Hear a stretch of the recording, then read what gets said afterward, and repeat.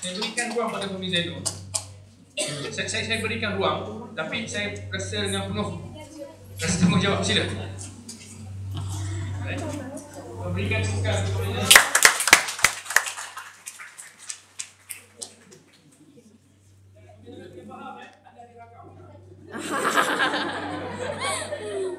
Bismillahirrahmanirrahim. Assalamualaikum warahmatullahi wabarakatuh. Selamat malam kepada rakan-rakan yang hadir pada hari ini.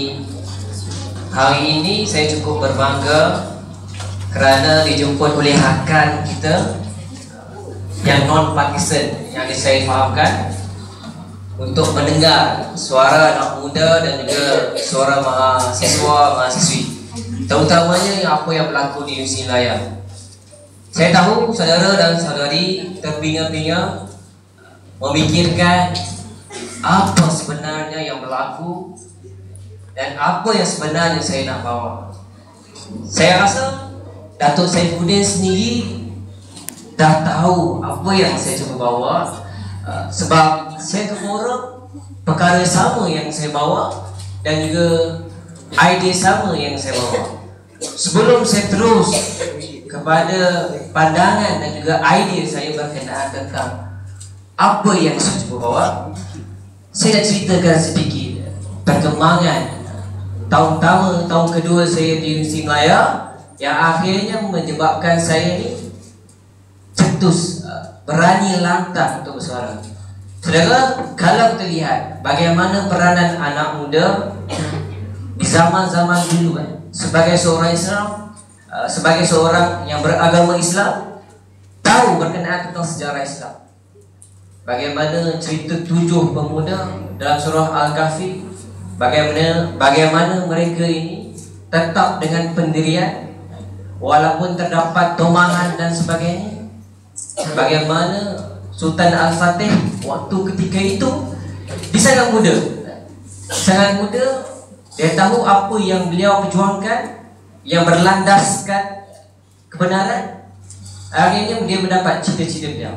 Itu antara kisah berkenaan tentang sejarah Islam, peranan anak muda.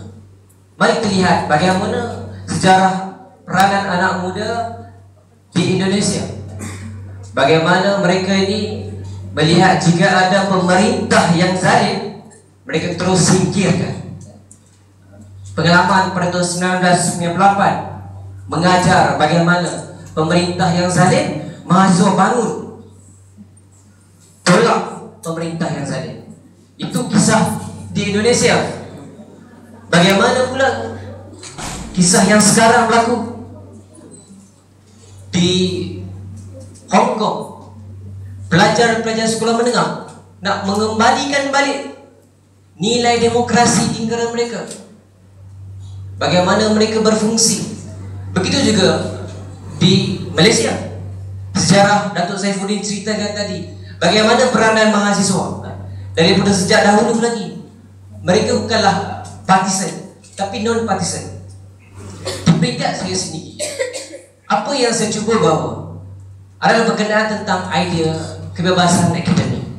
Perkara ni tidak pernah dapat sambutan dari mana-mana pelbagai pihak, sehinggalah berlaku sebegini. Saya tidak mahu begini, hidup begini. Orang terkejar sana, terkejar sini, dan ada orang anggap saya ni negatif dan sebagainya. Saya tak mahu hidup sebegini. Tapi apa yang saya cuba bawa, apa yang saya cuba mahukan, perubahan di peringkat anak muda. Idea yang saya cuba bawa adalah berkenaan tentang kebebasan akademik. Di peringkat kami sendiri, mahasiswa, saya seorang ahli SMM.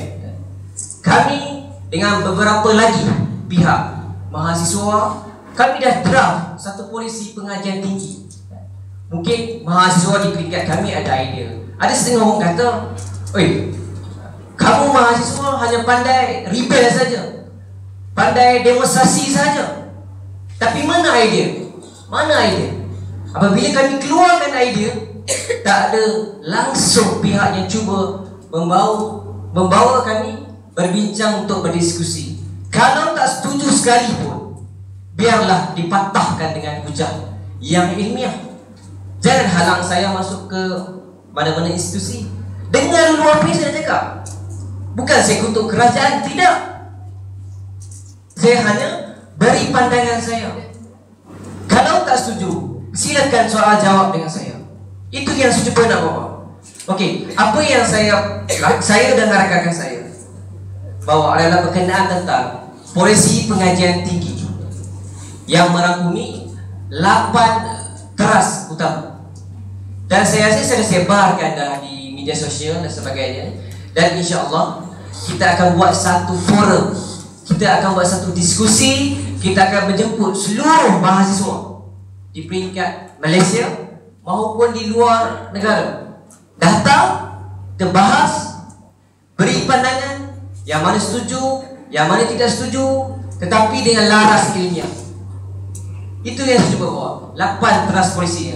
Apa yang saya ingat? Yang pertama berkenaan tentang kebebasan akademik, di mana sebuah institusi ini perlu wujudnya kebebasan akademik universiti. Yang kedua, pendidikan percuma. Saya yakin negara kita ni mampu provide, memberikan pendidikan percuma. Tak maaf. Dan yang ketiga, saya rasa mungkin saudara dan saudari boleh lihat polisi-polisi yang saya cuba nanti saya akan berikan melalui e-book dan sebagainya. Saudara boleh kaji, terlalu banyak. Dan perkara yang utama, institusi pendidikan tinggi perlu dijaga, perlu diperintah oleh 3 golongan yang utama. Yang pertama, golongan akademik, pensyarah. Bagaimana BC ini memerintah universiti, tidak ada campur tangan daripada menteri-menteri KPM dan sebagainya. Dekan-dekan tidak ada campur tangan daripada KPM. Itu yang pertama. Mereka ni akan menerajui universiti. BC, matlamat semua mereka ni yang akan utamakan. Yang kedua, mahasiswa. Mereka ini takbir segala urusan, program, hal-hal berkenaan tentang kemahasiswaan. Mereka inilah yang jaga. Yang jadi pada zaman 1990-an, 70-an di Universiti Melayu, mahasiswa ada bas, mahasiswa ada bangunan sendiri, mahasiswa boleh menggajikan pekerja-pekerja yang bekerja di kedai mereka sendiri. Itu yang berlaku di Universiti Melayu. Dan yang ketiga, staf dan akademik ini membantu mahasiswa dan juga pensyarah dalam takbir urus seperti hal-hal berkenaan tentang urusan pejabat dan sebagainya. Itu antara idea yang saya bawa. Mungkin kita akan buat diskusi, kita akan berforum, bertukar pandangan berkenaan tentang polisi yang saya cuba sampaikan ini. Dan saya hari ini mengucapkan ratusan tahniah saya kepada rakan-rakan yang berada di Universiti Sains Malaysia, terutamanya saudara Faizal, maafkan saya, Faizal, kerana berani membawa Datuk Saifuddin dan juga saya sendiri untuk memperjelaskan apa yang saya cuba sampaikan. Dan saya rasa selepas saya cakap ni, tak ada yang terbakar, tak ada pakai yang apa, tak ada huru-hara yang berlaku. Cuma saya membuka minda mahasiswa dan mahasiswi di Malaysia untuk berbincang berkaitan tentang kebebasan akademik. Wallahualam. Assalamualaikum warahmatullahi wabarakatuh.